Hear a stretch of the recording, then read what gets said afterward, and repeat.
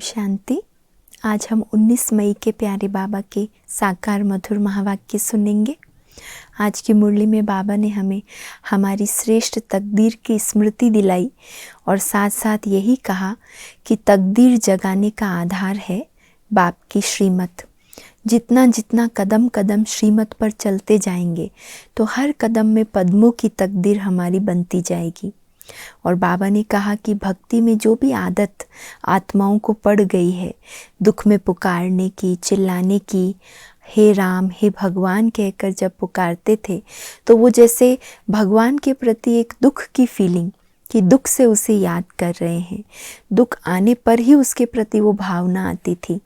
लेकिन बाबा ने कहा अब आप बच्चों को ज्ञान का तीसरा नेत्र मिला है, समझ मिली है कि हमारा बाप, हमारा पिता ही ईश्वर है, भगवान है। तो अब उसे दिल ही दिल में प्यार से याद करना है, कहीं पुकारने या रोने की आवश्यकता नहीं। और भक्ति में जितनी हमने देवी देवताओं की महिमा गाई, वो सारी महिमा अभी अपने अंदर हमें धारण करनी है। सुनते हैं आज के मधुर महावाक्य। मीठे बच्चे, तुम बाप के पास आए हो अपनी ऊंची तकदीर बनाने। जितना श्रीमत पर चलेंगे उतना ऊंच तकदीर बनेगी। जितना श्रीमत पर चलेंगे उतना तकदीर ऊंच बनेगी। प्रश्न है, भक्ति की कौन सी आदत अभी तुम बच्चों में नहीं होनी चाहिए? भक्ति में थोड़ा दुख होगा, बीमारी होगी तो कहेंगे हे राम हे भगवान। हाय हाय करने की आदत भक्ति में होती। अभी तुम्हें कभी भी मुख से ऐसे बोल नहीं निकालने हैं। तुम्हें तो अंदर ही अंदर मीठे बाबा को प्यार से याद करना है। दिल ही दिल में प्यार से बाबा की याद में रहना है। गीत है तकदीर जगाकर आई हूँ। ओम शांति। हर एक मनुष्य पुरुषार्थ करते हैं सुख और शांति की तकदीर बनाने। साधु संत सन्यासी आदि कहते हैं हमको शांति चाहिए, दुख हरो सुख दो। समझते हैं भगवान ही मनुष्य मात्र का दुख हरता सुख करता है। अब भगवान को मनुष्य जानते तो है नहीं, पुकारते भी हैं दुख हरता सुख करता है, लेकिन पहचान तो है नहीं। तुम तो कहते हो शिव बाबा। ब्रह्मा विष्णु शंकर को बाबा नहीं कहेंगे, वह तो देवता है। भगवान को ही बाबा कहेंगे। वह है निराकार जिसकी पूजा करते हैं। जानते हैं शिव बाबा सभी का है तो सर्व आत्माओं का पिता। लेकिन बाबा कौन कहते हैं? जो बच्चे बाप से वो संबंध जोड़ लेते हैं। तो बाबा जब आकर ज्ञान देते हैं तो हमें पता चलता है कि जिसको भक्ति में हमने इतने अलग अलग नामों से पुकारा, अनेक कर्तव्यों से उसकी पूजा की, वही ईश्वर हमारा पिता बनकर आया है। तो हम प्यार से उसको शिव बाबा कहते हैं। परंतु ये ख्याल नहीं आता है कि हम बाबा क्यों कहते हैं। बाबा तो एक लौकिक भी है, यह फिर कौन सा बाप है? ये आत्मा कहती है वह निराकार बाप है। वह भी निराकार है, हम आत्मा भी निराकार है। साकार बाबा होते हुए भी आत्मा उस बाप को भूलती नहीं है। गॉड फादर है, हम उनके बच्चे हैं। यहाँ कहते हैं परम पिता, अंग्रेजी में कहते हैं गॉड फादर, सुप्रीम सोल, सबसे ऊंचा। लौकिक बाप तो शरीर का रचयिता है और वह है पारलौकिक बाप। बाप ही बैठ बच्चों को समझाते हैं, बाप को याद करते हैं क्योंकि बाप से वर्षा मिलता है। तुम बाप के पास आए ही हो वर्षा लेने। अभी तक जिस वर्षे के लिए हम दर दर भटक रहे थे, अब हमें पता चल गया वो वर्षे का ठिकाना कहाँ है। तो बाबा के पास हम आए हैं बेहद का वर्षा लेने के लिए। दुख हरता सुख करता बाप ही आकर सुख का रास्ता बताते हैं। फिर वहाँ दुख का नाम निशान नहीं रहता। यहाँ तो बहुत दुख है ना, सब पुकारते हैं। अभी तो दुनिया में बहुत दुख आने वाला है, अभी तो दुनिया में बहुत दुख आने वाला है, क्योंकि अंतिम समय है तो सब आत्माओं के हिसाब किताब तो यहाँ ही चुकतू करने हैं। इसीलिए दुख के पहाड़ भी गिरने वाले हैं। कोई मरते हैं तो कितना दुखी होते हैं, हाय भगवान कह रोते हैं। वही कल्याणकारी बाप है, गाते हो तो ज़रूर दुख हरा है, सुख दिया है ना। बाप आकर समझाते हैं, बच्चे तुम कल्प कल्प जब बहुत दुखी पतित हो जाते हो तब पुकारते हो, हे बाबा आओ, मैं कल्प कल्प आता ही हूँ संगम पर। पावन दुनिया के आदि और पतित दुनिया के अंत को संगम कहा जाता है। बाकी किसी युग में चाहे वो आदि या अंत का समय है उसको संगम नहीं कहेंगे, लेकिन सिर्फ बाबा ने खास जो कहा पावन दुनिया की आदि और पतित दुनिया का अंत, इसको संगम कहा जाता है। यह एक ही संगम युग गाया जाता है।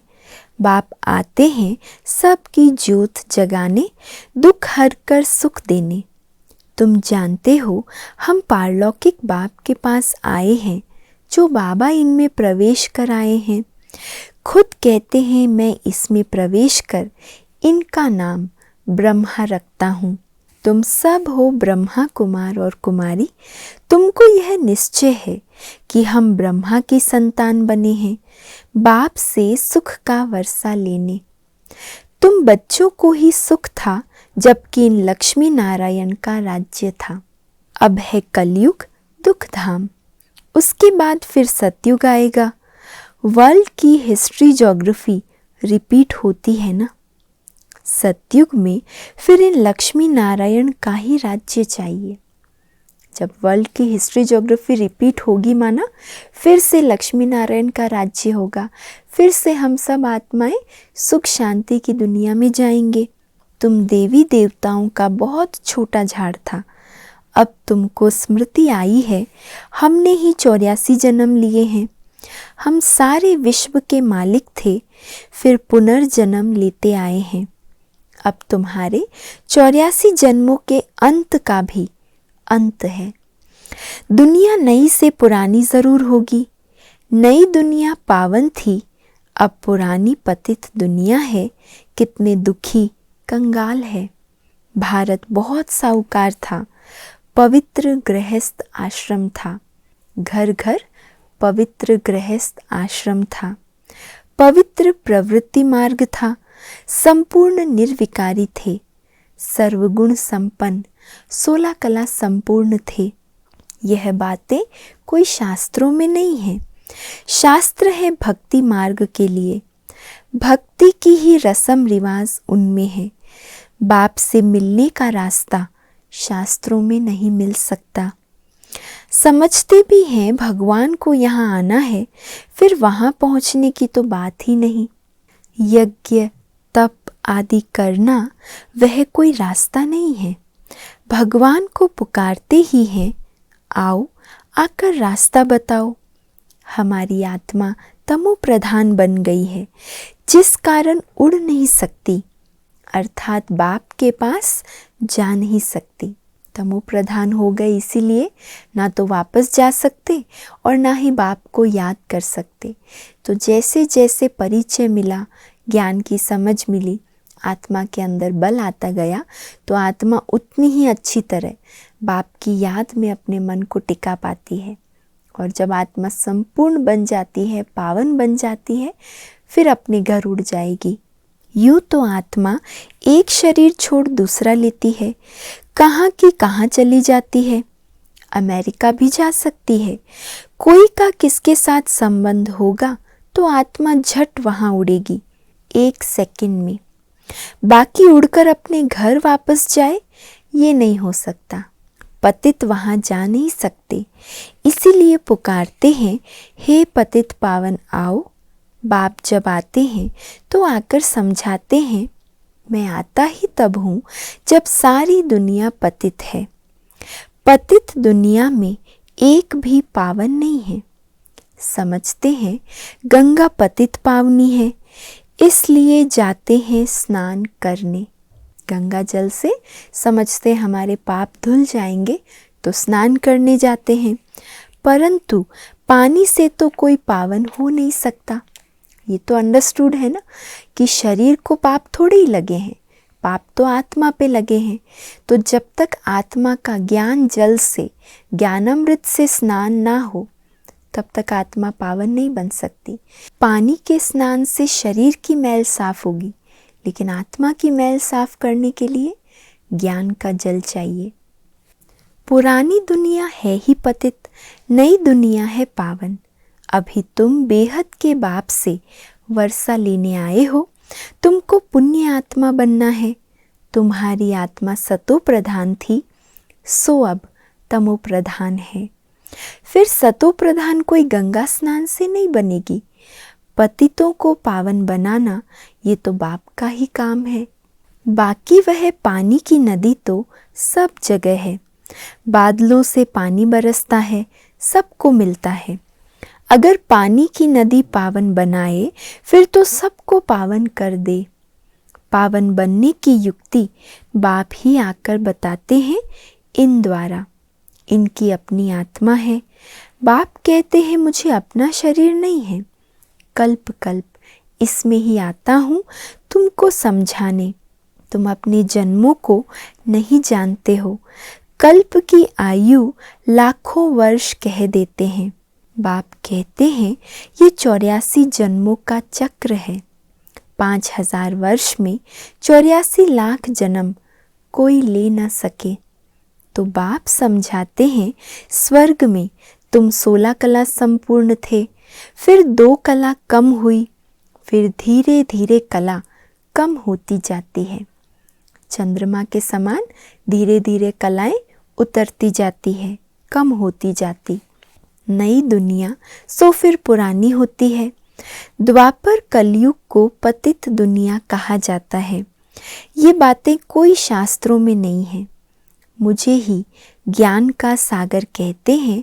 मैं कोई शास्त्र पढ़ता हूँ क्या? मैं इस सृष्टि के आदि मध्य अंत को जानता हूँ। भक्ति मार्ग वालों को ये ज्ञान हो नहीं सकता। वह सब है भक्ति का ज्ञान। गाते भी हैं हम पापी नीच हैं, हमारे में कोई गुण नाही। आप पे ही तरस परोई। इनके ऊपर तरस किया जाता है, तब मनुष्य से देवता बने हैं। इनको कहा जाता है ऊंच ते ऊंच तकदीर। स्कूल में तकदीर बनाने जाते हैं, कोई जज कोई इंजीनियर बनते हैं।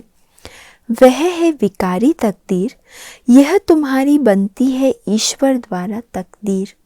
इसीलिए बुलाते हैं दुख हरता सुख करता। देवता बनाने के लिए सिवाय बाप के कोई पढ़ा न सके। बाप आत्माओं से बैठ बात कर रहे हैं। आत्मा कहती है ये मेरा शरीर है। शरीर तो नहीं कहेगा मेरी आत्मा। शरीर के अंदर आत्मा है, वह कहती है ये मेरा शरीर है। आत्मा ही सब कुछ करने वाली है, इसीलिए आत्मा ही कह सकती है ये मेरा शरीर है। मनुष्य कहते हैं मेरी आत्मा को ना दुखाओ। आत्मा शरीर में ना हो तो बोले भी नहीं। आत्मा कहती है मैं एक शरीर छोड़ दूसरा लेता हूँ। हमने ज़रूर 84 जन्म भोगे हैं, नरकवासी बने। अब फिर तुम स्वर्गवासी बनने का पुरुषार्थ कर रहे हो। स्वर्गवासी तो बाप ही बनाएंगे। स्वर्ग कहा ही जाता है सतयुग को। ये जो कहते हैं फलाना स्वर्गवासी हुआ, ये झूठ बोलते हैं। क्यों? क्योंकि ये तो नर्क है। क्योंकि नर्क में रहते भी फिर जब आत्मा जन्म लेगी तो ज़रूर नर्क में ही लेगी, अलग से स्वर्ग में तो जाकर जन्म ले ना सके।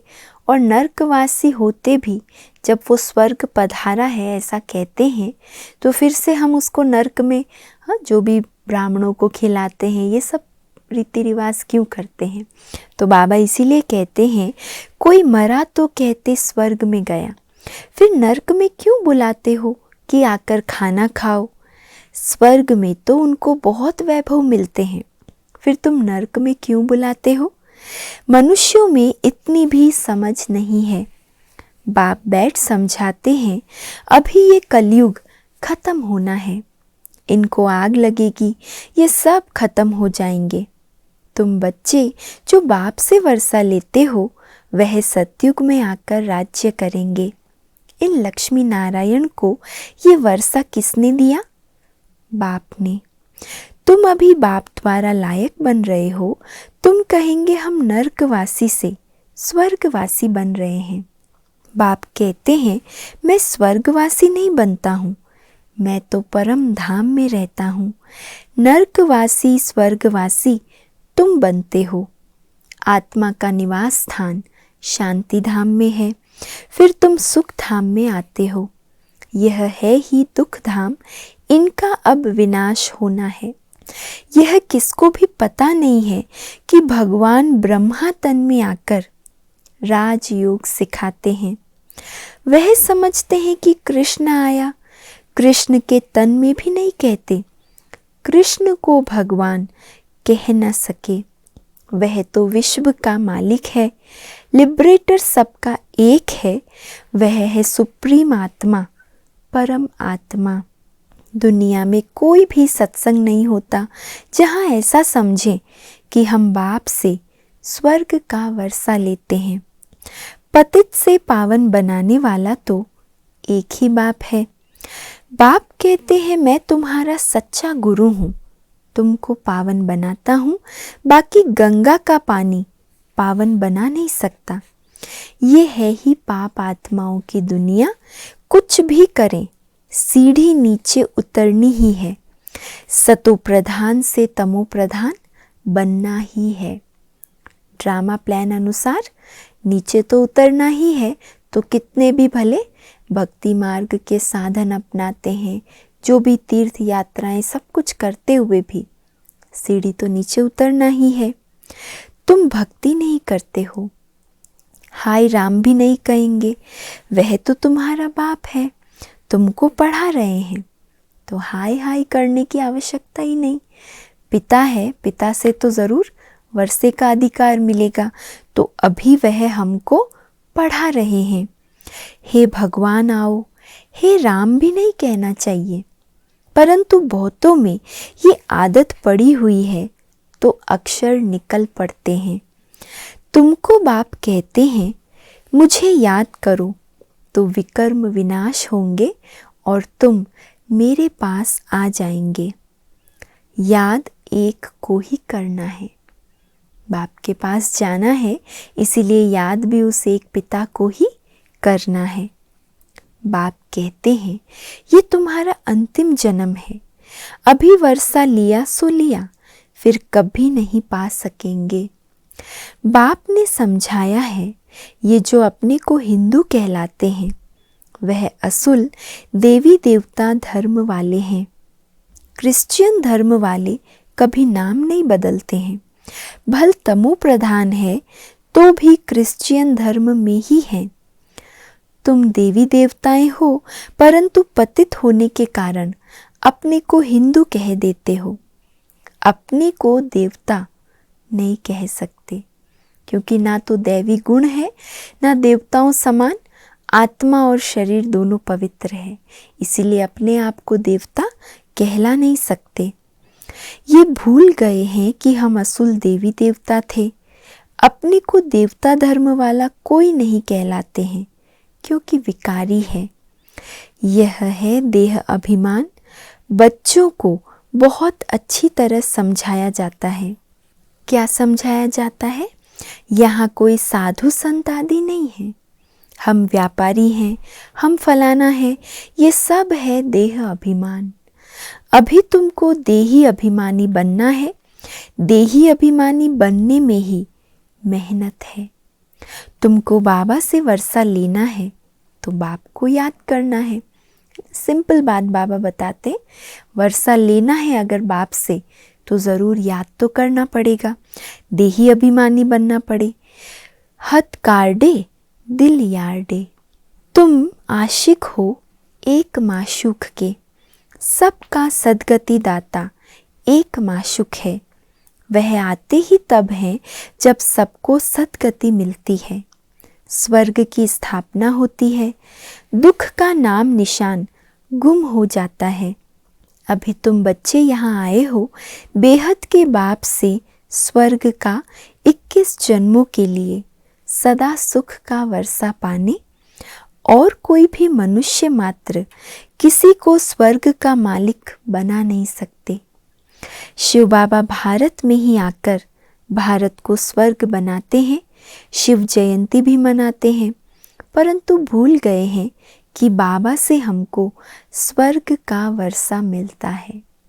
जिस बाप से वर्षा लिया उसकी जयंती नहीं मनाते, क्योंकि भूल गए हैं कि सचमुच इस कलयुगी रात को बदलने के लिए और सतयुगी सुबह को लाने के लिए परमात्मा इस धरा पर आते हैं।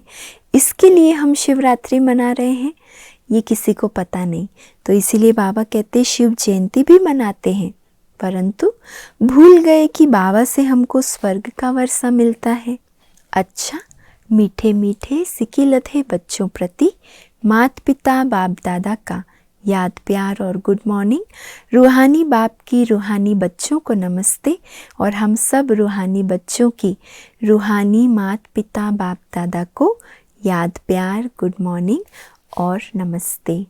तो आज की धारणा के लिए मुख्य सार है, पहला पॉइंट, पढ़ाई के आधार पर अपनी तकदीर ऊंच बनानी है, मनुष्य से देवता बनना है, पावन बनकर वापस घर जाना है, फिर नई दुनिया में आना है।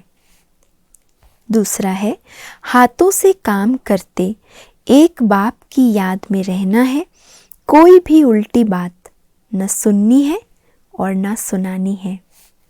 आज का वरदान है, बुद्धि की प्रीत एक प्रीतम से लगाकर सदा सम्मुख की अनुभूति करने वाले विजयी रतन भव। बुद्धि की प्रीत एक प्रीतम से लगाकर सदा सम्मुख की अनुभूति करने वाले विजयी रतन भव। प्रीत बुद्धि अर्थात बुद्धि की लगन एक प्रीतम के साथ लगी हुई हो। जिसकी एक के साथ प्रीत है, उनके अन्य किसी भी व्यक्ति व वैभव के साथ प्रीत जुट नहीं सकती। प्रीत बुद्धि की निशानी बाबा क्या बता रहे, एक के साथ बुद्धि लग गई, फिर किसी अन्य व्यक्ति और वैभव के साथ बुद्धि की प्रीत जुट नहीं सकती। वे सदा बाप दादा को अपने सम्मुख अनुभव करेंगे। उन्हें मनसा में भी श्रीमत के विपरीत व्यर्थ संकल्प व विकल्प नहीं आ सकते। उनके मुख से व दिल से यही बोल निकलते, तुम ही से खाऊं, तुम ही से बैठूं, तुम ही से सर्व संबंध निभाऊं। ऐसे सदा प्रीत बुद्धि रहने वाले ही विजयी रतन बनते हैं। स्लोगन है, चाहिए चाहिए का संकल्प आना भी रॉयल रूप का मांगना है। चाहिए चाहिए का संकल्प आना भी रॉयल रूप का मांगना है। तो इसीलिए संकल्प में भी हमें किसी प्रकार का चाहना या अंदर में ये संकल्प ना हो कि मेरे लिए ऐसा होना चाहिए, मुझे ये चांस मिलना चाहिए, मुझे ये सेवा करने का मौका मिलना चाहिए। बाबा कहते ये सब रॉयल रूप से मांग नहीं करना है। दाता के बच्चे कभी संकल्प में भी मांग नहीं सकते। और आज का अव्यक्त इशारा है, अब योग बल द्वारा आत्माओं को जगाने का कर्तव्य करो और सर्वशक्तिमान बाप की पालना का प्रत्यक्ष स्वरूप दिखाओ। साकार रूप द्वारा भी बहुत पालना ली और अब अव्यक्त रूप द्वारा भी पालना ली। अब अन्य आत्माओं की ज्ञान योग से पालना करके उनको भी बाप के सम्मुख और समीप लाओ। साकार से भी पालना ली, अव्यक्त से भी हम बच्चों ने बहुत पालना ली, अब ये दोनों स्वरूप की पालना का रिटर्न क्या करेंगे? अब अन्य को भी इस ज्ञान योग की पालना देकर बाप के सम्मुख और समीप लाना है। अच्छा, ओम शांति।